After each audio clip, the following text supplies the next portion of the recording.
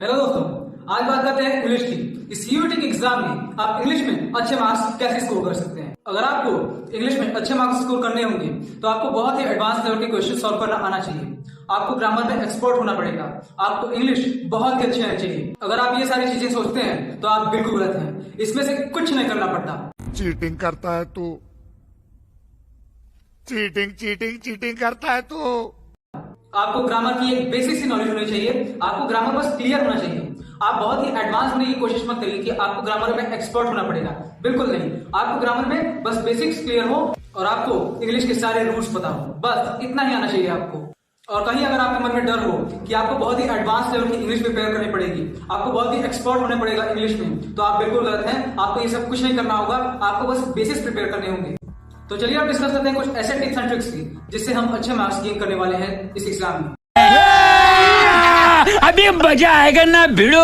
सबसे पहला, clear the basics of grammar. Grammar को बहुत ही एडवांस बनाने की कोई जरूरत नहीं है। उसके बेसिक रूल्स जैसे टेंस पढ़ लीजिए, प्रेपोजिशन पढ़ लीजिए, कंजंक्शन पढ़ लीजिए, फिगर ऑफ स्पीच पढ़ लीजिए, ये सारी चीजें पढ़ लीजिए और ग्रामर से इससे ज्यादा कुछ नहीं आने वाला है। नंबर 2, अपने वोकैबुलरी को बिल्कुल स्ट्रॉन्ग कर लीजिए। जितने ज्यादा वर्ड्स आपको आएंगे उतना ज्यादा आपको फायदा होगा इस एग्जाम में।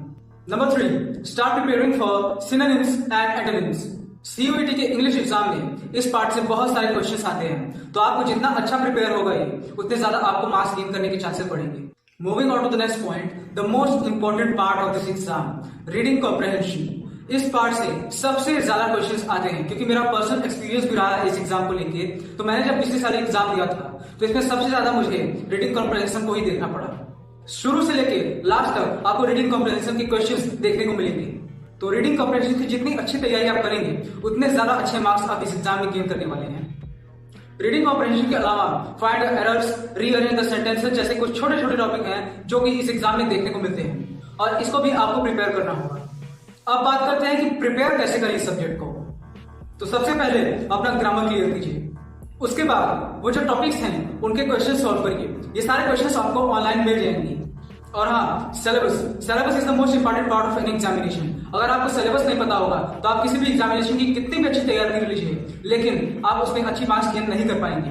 तो सिलेबस आपको रटा होना चाहिए आपकी जुबान पे। तो ग्रामर प्रिपेयर करने के बाद रीडिंग कॉम्प्रहेंशन से प्रिपेयर करना स्टार्ट करिए। उसके साथ साथ सिनोनिम्स एंड एंटोनिम्स, इन दोनों को भी रोज तैयार करिए। इसके बाद सीयूटी के सिलेबस में जितने भी छोटे छोटे टॉपिक्स हैं जैसे फिगर ऑफ स्पीच, इन सारे टॉपिक्स को आप प्रिपेयर करना स्टार्ट करिए और साथ में क्वेश्चन भी सॉल्व करना स्टार्ट करिए। और इन सारी चीजों को करने के बाद प्रीवियस ईयर क्वेश्चन स्टार्ट करिए। उसके साथ साथ ऑनलाइन मॉक टेस्ट, ये सारी चीजें आप स्टार्ट कर दीजिए। एग्जाम से लगभग 1 महीने पहले ये सारी तैयारियां कंप्लीट होनी चाहिए और आप प्रीवियस ईयर क्वेश्चन एग्जाम से 1 महीने पहले उठाइए और लगभग रोज 1 या 2 मैक्सिमम टेस्ट सॉल्व करना स्टार्ट करिए। बैठिए और प्रैक्टिस बनाइए। And at last, as always, don't worry, be happy. किसी भी टाइप का स्ट्रेस मत लीजिए, किसी भी टाइप का प्रेशर मत लीजिए। बिल्कुल खुश हो जाइए और एकदम एक अच्छे मन से स्टार्ट करिए इस सब्जेक्ट को प्रिपेयर करना। और इसके बाद आप अपना पूरा बेस्ट दीजिए और आप जरूर अच्छे मार्क्स गेन कर पाएंगे इस सब्जेक्ट में।